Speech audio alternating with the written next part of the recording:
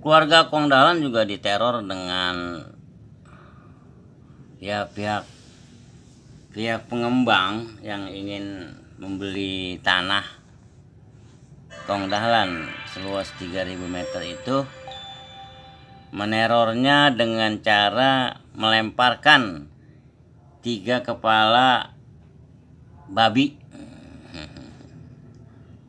Saudara-saudara, itulah teror-teror lawan politik dan lawan bisnis di dalam menguasai suatu lahan atau properti atau harta benda apapun begitu, wilayah dan sebagainya.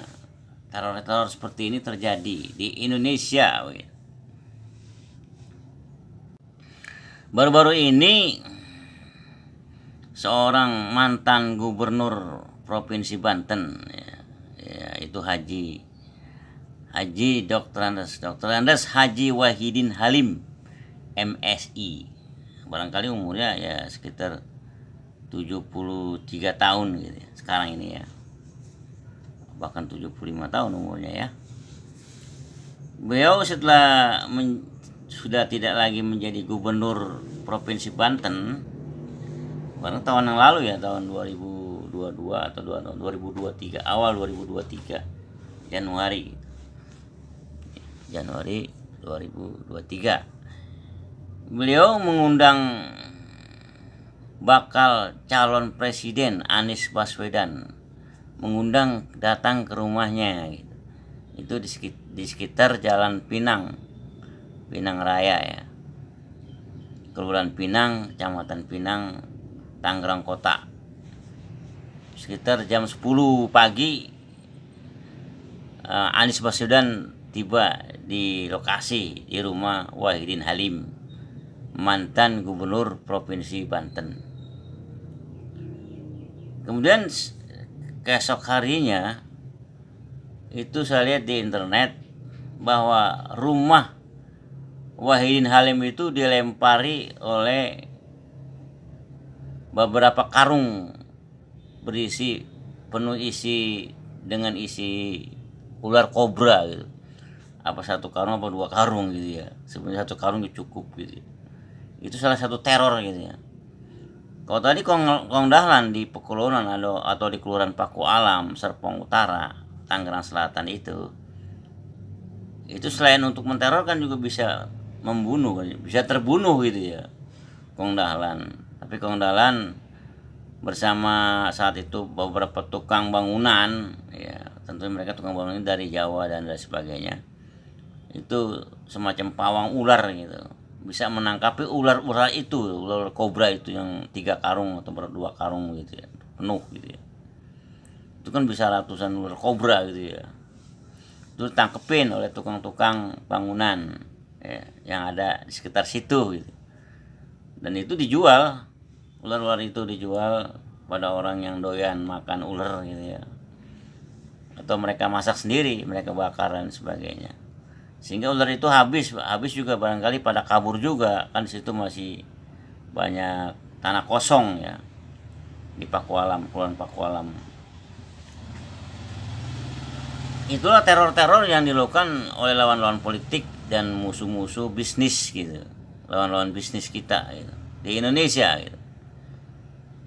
Nah, Wahidin Halim pun begitu, ketika dia sudah tidak menjadi pejabat, menjadi warga sipil biasa, ya nasibnya seperti Kong Dahlan ya, dilempari karung berisi ular kobra begitu ya. Begitu Pak. Cuman rumahnya tidak diserbu preman seperti rumah Kong Dahlan tuh diserbu sekitar 50 preman ya. Sampai kaki mantunya itu luka ya. Sampai seperti itu ya. Kalau Munir, salah satu ketua LSM itu diracun Pak sampai mati. Iya. Karena Munir itu mau membongkar ya tentang kecurangan apa itu, EKTP kali ya kalau nggak salah ya. Dibunuhlah dia gitu. Dan pembunuhnya nggak terlacak gitu ya. Itulah Indonesia gitu.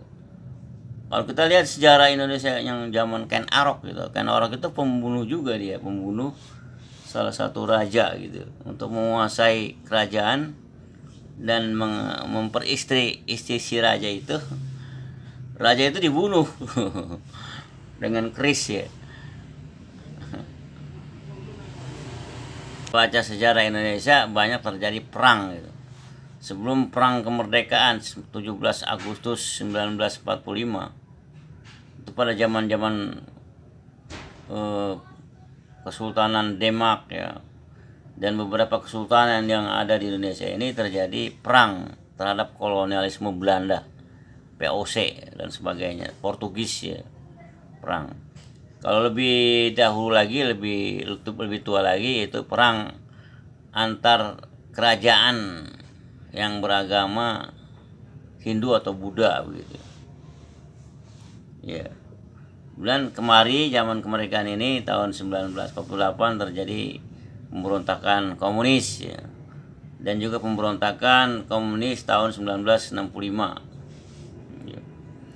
Dan juga kurun waktu 1960 sampai 1965 itu rezim Soekarno saat itu memenjarakan orang-orang Parmusi, bukan Parmusi, orang Masumi gitu, seperti Muhammad Nasir, Profesor Dr. Hamka dan Abu Hanifah dan yang lain-lain begitu, Mr. Asad dan sebagainya, di penjara ya.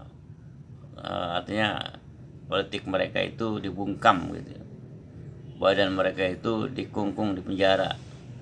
Sementara kalau pikiran tuh nggak bisa gitu, karena contohnya Profesor Dr. Hamka ketika di penjara 2,5 tahun di Rumah Sakit Persahabatan dan dirumahkan gitu, di penjara rumah begitu ya. Justru dia bisa mengarang 30 juz tafsir Al-Azhar, tafsir Quran Al-Azhar. Jadi kalau pikiran tuh nggak bisa dipenjara Pak, kalau badan bisa dipenjara. Itulah sekitar pergolakan politik di Indonesia gitu ya. Kalau sekarang Anies nih saya dengar mau dijegal ya, nggak boleh menjadi capres calon presiden 2024. Bahkan pemilu 2024 itu dimundurkan sampai tahun 2025 gitu. Bla bla bla bla. Itulah antara lain pernak-pernik politik nasional kita gitu. Dan kalau kita lihat sejarah Rasulullah gitu ya, wah panjang juga nih. Ini bukan kultum kalau ini ya, berseri-seri ya. Kalau kultum paling 12 menit paling banyak ya. Kalau sampai 15 menit itu kultumnya itu udah ceramah ya, ahli ceramah dia. Kalau saya sebenarnya bukan ahli ceramah di musola, di majelis taklim, di masjid, open bar seperti itu, di halayak bertatap muka dengan publik begitu. Kalau saya bicara hanya di online seperti ini gitu. Kalau keseruan gitu cerita kita saat ini, rakyat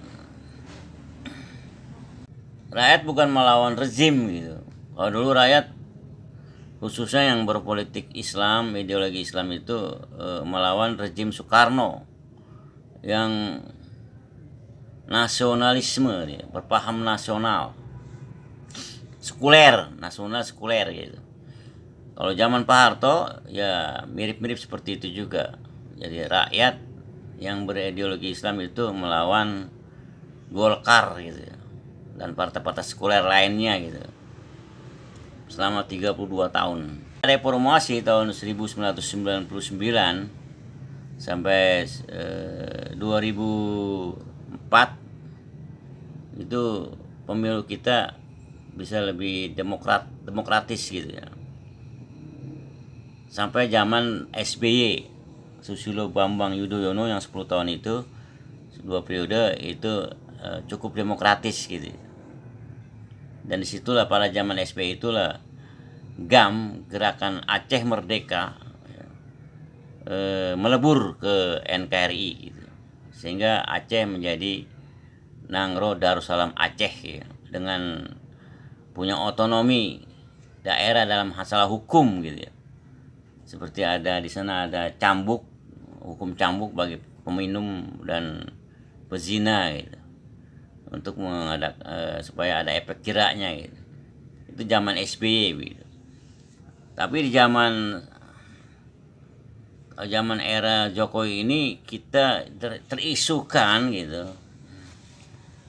yang masih masif gitu tentang makar atau rencana Tiongkok RRC itu menguasai Indonesia melalui pinjaman hutangnya gitu. Sebenarnya hutang kita bukan besar terhadap Cina gitu kan, hutang kita bisa ke Jepang dan negara-negara lain gitu. Misalnya walaupun ribuan triliun hutang kita, misalnya 7.000 triliun atau lebih gitu ya, karena ada hutang yang tersembunyi gitu, katakanlah 10.000 triliun dan atau lebih itu bukan diborong oleh Cina, RRT, Republik Rakyat Tiongkok, bukan hanya diborong dengan itu gitu, tapi kok kadungnya gitu justru bukan negara-negara peminjam yang meminjamkan uang kepada kita itu yang lebih dominan di sini seperti Jepang dan negara-negara lain ya, tapi justru kenapa Tiongkok gitu yang lebih dominan, sehingga terjadilah penggusuran tenaga kerja kita gitu. Dan ketidakadilan terjadi di sini gitu. Bla bla bla bla bla begitu, dan dikhawatirkan nanti bakal calon presiden Anies Baswedan pun bisa tergusur gitu, bisa nggak jadi calon presiden dan nggak bisa jadi presiden. Akhirnya kita masih berada di rejim yang ada gitu. Dan inilah pertempuran politik nasional kita seperti itu. Itu dari segi dunia gitu. Kemudian dari segi akhirat, nah, sebenarnya ini yang dijiwai oleh perjuangan Rasulullah SAW Muhammad bin Abdullah gitu. Seru nih ya.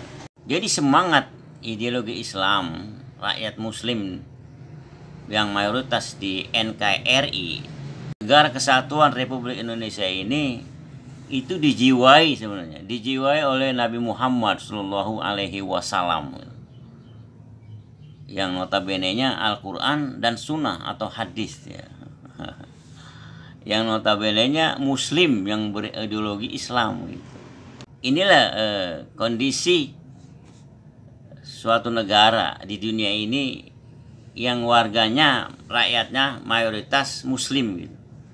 55% atau sampai 80% seperti di Indonesia ini, sekitar 84 atau 87% umat Muslimnya. Tapi kan itu Muslim yang KTP gitu ya, cuman Muslim yang tercatat di KTP gitu. Sementara pengamal Islamnya nol besar gitu. Barangkali cuma 5% umat Muslim Indonesia ini yang mengamalkan syariat atau Islam.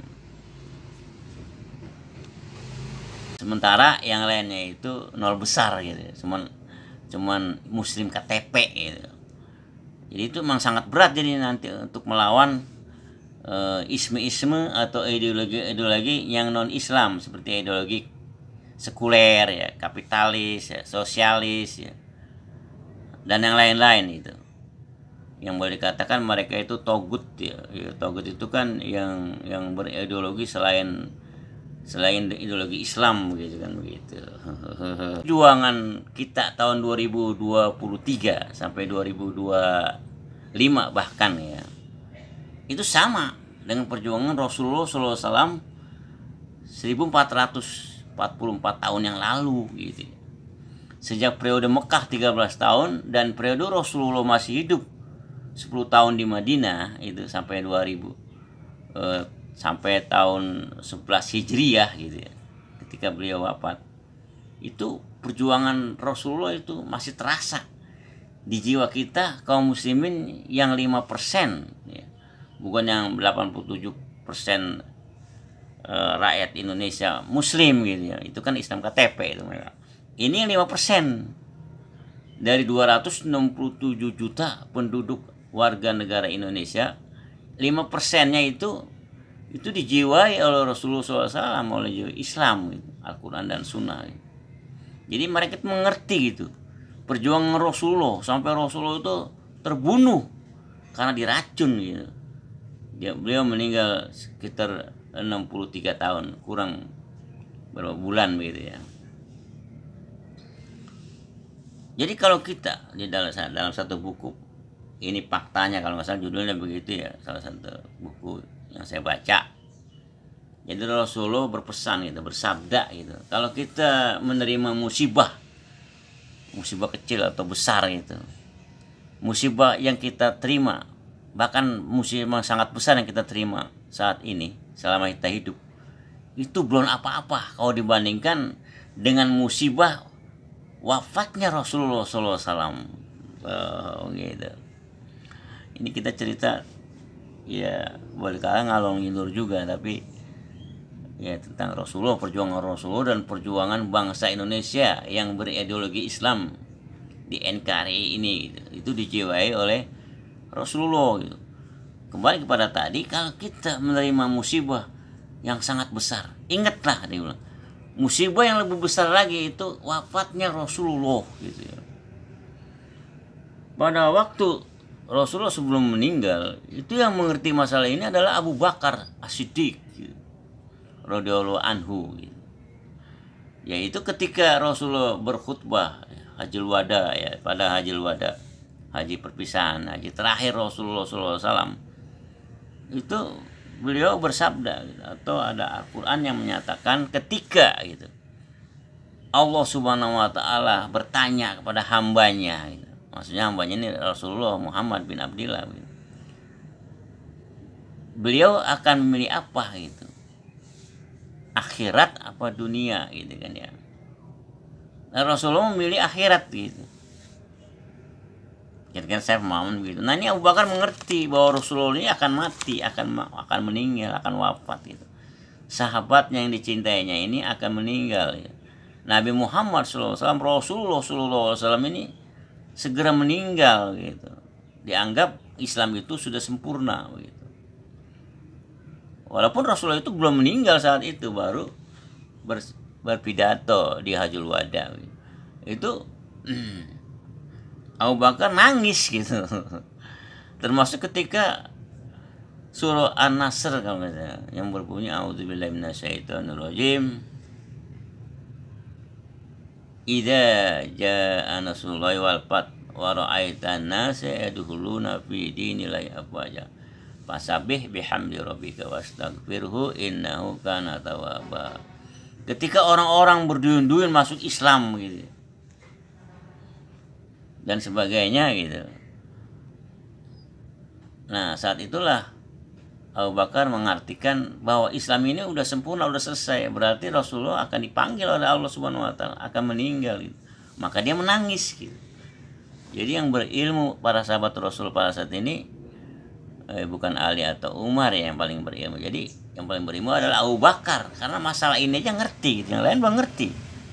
Ketika ditanya kenapa Anda menangis gitu ketika Rasulullah berkhutbah pada Hajjul Wada gitu. Dan ketika turun ayat An-Nasr ini, ayat surah yang bernama idza jaa nasrullahi wal fath ini, yaitu Abu Bakar mengatakan bahwa Islam ini telah sempurna gitu. Wahyu telah selesai. Udah berhenti turun nanti. Karena Rasulullah akan dipanggil, akan meninggal. Maka saya sedih, saya nangis gitu. Benar, setelah itu Rasulullah sakit dan meninggal. Sakitnya itu karena diracun dia. Kaitannya dengan NKRI, dengan Negara Kesatuan Republik Indonesia, dengan Indonesia saat ini di tahun 2024 dan menjelang tahun 2023 dan 2024 dan 2025, dengan seru-serunya nih rakyat Indonesia berjuang untuk memenangkan aspirasi mereka, yaitu kesejahteraan bagi seluruh rakyat Indonesia. Dengan apa tuh? Dengan mempergunakan seluruh tambang yang ada di Indonesia yang dari Sabang sampai Merauke itu, yaitu harus memenangkan Anies gitu. yang pro rakyat, yang pro perubahan gitu. Nah, itu sedang hangat-hangatnya sebenarnya tahun 2023, tahun 2024 dan 2025 saat ini. Sebenarnya seperti itu, tapi kelihatannya semuanya pada tidur gitu, pada senyap, pada nggak mau ngomong gitu ya, pada nggak mau nggak mau ngomong, nggak mau di media cetak, di media online, mereka pada diem. Seperti relawan-relawan Anies ini nampaknya diem-diem aja gitu ya. Kalau kita bilang mereka itu takut, ya kebangetan juga, salah juga kita. Mereka mungkin bermain strategi gitu, saya nggak paham gitu. Akhirnya saya ngomong seperti ini. Kalau memang pemilu terjadi pada 14 Februari 2024, berarti kan tinggal 11 bulan kurang ya. Besok udah tinggal 10 bulan, 9 bulan. Udah mepet Pak, mau ngapain lagi gitu. Kalau udah 3 bulan hari haknya tinggal 3 bulan, Masya Allah, itu udah pengen mepet Pak. Apalagi yang mau diperjuangkan gitu, nggak ada, udah kalah kita berarti. Anies Baswedan ini akan kalah gitu. Karena kita dijiwai oleh Rasulullah SAW. Rasulullah bersabda seperti itu gitu. Kalau kita menderita musibah gitu, apapun musibah itu, bahkan yang paling besar sekalipun musibah yang kita terima, kata Rasulullah, sabda Rasulullah SAW, harus ingat yang lebih besar itu adalah musibah ketika beliau meninggal, ketika wafat. Di sini digambarkan dalam satu buku. Jadi ketika Abu Bakar dan Umar bin Khattab menemui sahabat ini menangis gitu. Wahai sahabat, kenapa kamu menangis?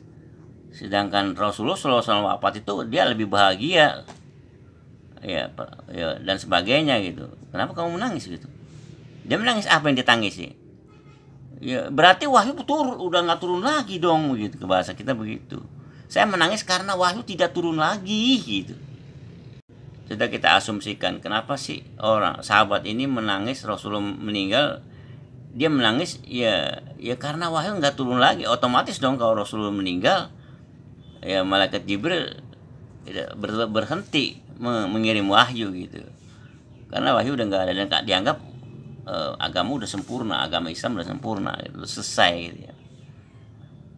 Asumsi kita barangkali walaupun Al-Quran dan As-Sunnah itu udah sempurna gitu, sebenarnya masih kurang gitu kan, menurut dia begitu kali, menurut kita juga begitu kali. Yang Al-Quran dan As-Sunnah yang ada ini aja itu diabaikan gitu ya, oleh manusia gitu ya, oleh orang Islam itu sendiri gitu ya. Apalagi orang kafir, orang musyrikin, orang munafik begitu. Orang Islam sendiri mengabaikan Al-Quran dan As-Sunnah itu sendiri gitu. Jadi perlu turun lagi wahyu supaya orang Islam ini getem atau intens dan fokus gitu, dan mau mengikuti syariat Allah yang di Al-Quran dan As-Sunnah gitu. Dia masih kurang seolah-olah begitu ya. Ya ternyata memang benar gitu. Ketika Rasulullah meninggal, itulah musibah yang sangat besar gitu ya. Seolah-olah dunia ini jadi gelap gitu ya. Seperti itu bayangan para sahabat saat itu ya, ketika Rasulullah meninggal pada tahun 11 Hijriah gitu. Seolah-olah Madinah itu atau dunia itu gelap Pak. Ya. Tidak ada lagi kejujuran, tidak ada lagi ramah tamah, kerahiman, kedermawanan, kasih sayang, ya. Keikhlasan udah nggak ada lagi, seolah-olah begitu gitu. Dan sebelum Rasulullah meninggal aja juga, ketika beliau masih sakit, itu udah banyak orang yang murtad Pak. Orang menjadi munafik, orang yang murtad, bla bla bla, yang nggak mau zakat, yang nggak mau sholat, astagfirullah. Di seluruh Jazirah Arab saat itu, apa di Yaman ya, di Bahrain, Kuwait saat ini dan sebagainya. Dan semua itu akhirnya dipadamkan oleh Khalifah Abu Bakar gitu. Dipadamkan Pak semuanya itu. Kemurtadan itu, yang melawan negara Islam di Madinah itu di bawah pemerintahan Khalifah Abu Bakar itu dipadamkan semua, dikirim jenderal-jenderal perang, jago-jago perang seperti Khalid bin Walid dan lain sebagainya itu untuk memadamkan pemurtadan dan pemberontakan itu. Dan ini jiwa-jiwa seperti ini harus menular ke rakyat Indonesia yang muslim gitu, terutama yang 5% itu gitu. Bukan yang 87% dari 267 juta yang cuman Islamnya Islam KTP gitu. Jadi dengan wafatnya Rasulullah itu suatu kerugian besar sebenarnya, walaupun udah ada Al-Quran dan As-Sunnah atau hadis gitu. Iya. Ya walaupun akhirnya bisa diteruskan juga oleh kehalifan Abu Bakar, Umar, Utsman, gitu, Ali, dan kehalifan Umayyah dan Yazid gitu ya. Dan sampai sekarang oleh Erdogan misalnya kan ya. Tapi masih terasa kurang karena tidak ada Rasulullah Sallallahu Alaihi Wasallam dalam bentuk jasadnya gitu. Walaupun ada nubuat nanti akan turun Imam Mahdi gitu. Ya. Dan sebagainya. Tapi kita tetap mengalami perjuangan ini seperti perjuangan Rasulullah masa hidupnya begitu. Yang tadi saya ceritakan begitu.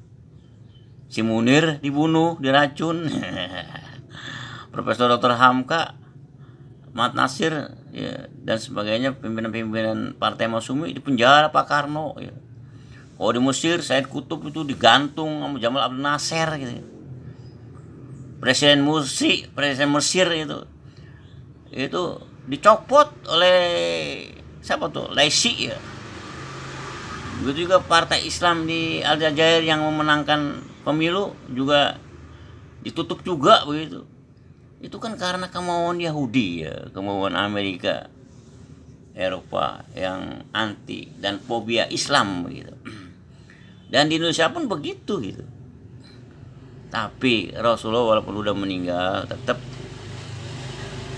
perjuangannya itu diketahui oleh 5% muslim di Indonesia ini.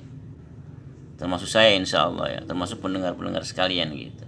Kalau kita selalu rajin membaca referensi tentang Islam, insya Allah kita termasuk yang 5% itu gitu. Ini ketika Rasulullah masih segar bugar begitu. Beliau sedang akan memimpin sholat berjemaah di masjid gitu. Entah nih sholat apa ini, apa subuh, apa asar, apa maghrib, apa johor gitu. Oh salah satu sholat jamaah.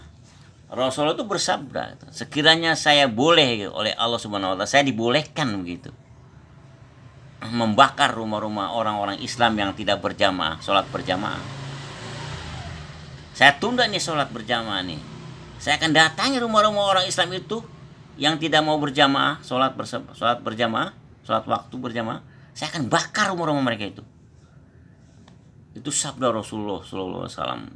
Ketika beliau meninggal, ya beliau tidak berstatement atau bersabda yang lain ya. Sabda yang ininya aja nih yang barusan saya ucapkan itu yang berulang-ulang harus kita tahu gitu ya. Bahwa sholat berjamaah itu bukan kalau kita berjamaah nilainya 27 apa itu? 27 nilai derajatnya lebih tinggi daripada sholat munfarid sendiri di rumah, bukan seperti itu gitu. Ini tidak bicara kita dapat 25 derajat atau 27 derajat kalau kita sholat berjamaah di musola atau di majelis taklim atau di masjid begitu. Bukan soal itu gitu. Atau kalau kita sholat sendiri di rumah atau dimanapun sendiri tanpa berjamaah cuma dapat 1 nilai derajatnya, bukan masalah itu begitu. Ini masalah perjuangan ya, masalah akhirat, masalah ideologi, bahwa hukum yang harus eksis itu di alam dunia ini adalah hukum Islam. Tadi sudah auzubillahi minasyaitonir sudah saya ucapkan ya, ini saya ulang lagi ya, tahunya ya. Wa malam yahkum bima anzalallah wala ulaika umul zalimun umul kafir umul fasikun, seperti itu kan. Kalau kita tidak berhukum kepada hukum Allah, itu seperti sholat berjamaah itu ya. Kita termasuk orang yang zalim, orang kafir, orang fasik gitu. Itu ada 3 ayat begitu. Kita di ultimatum seperti itu. Sampai Rasulullah kalau diizinkan Allah, dia akan tunda nih sholat berjamaah, memimpin sholat berjamaah. Dia mau datangin dulu tuh umat Islam yang semua sholatnya di rumah. Itu sholat di rumah aja itu yang katanya nilainya 1 derajat. Itu seperti itu, diancam Rasulullah. Apalagi tidak sholat gitu, gimana itu? Kalau yang tidak sholat ini sebenarnya kalau kata UAS Ustadz Abdul Somad itu orang sombong. Kalau yang tidak sholat ini orang sombong. Iya. Karena dia membangkang kepada Allah Subhanahu Wa Taala, gitu. Nggak mau tunduk kepada penciptanya, gitu kan.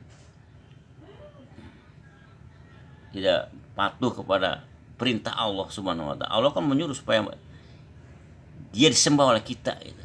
Sembahnya itu dengan sholat antara lain, gitu.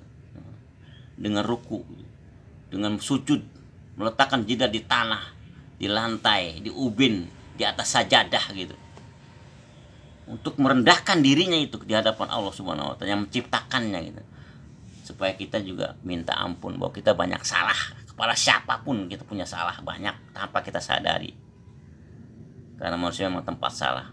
Salah satu hal jalan untuk mengislah, ya, mentipek, menghapus kesalahan-kesalahan kita itu dengan sujud kepada Allah, bertaubat, minta ampun. Para sahabat tuh kalau minta ampun atau sholat seperti itu, sujudnya itu lama, karena takut, dan dia minta ampun. Seolah angin dahsyat itu, topan menghembus, menggoyang pohon-pohon sambil goyang-goyang itu.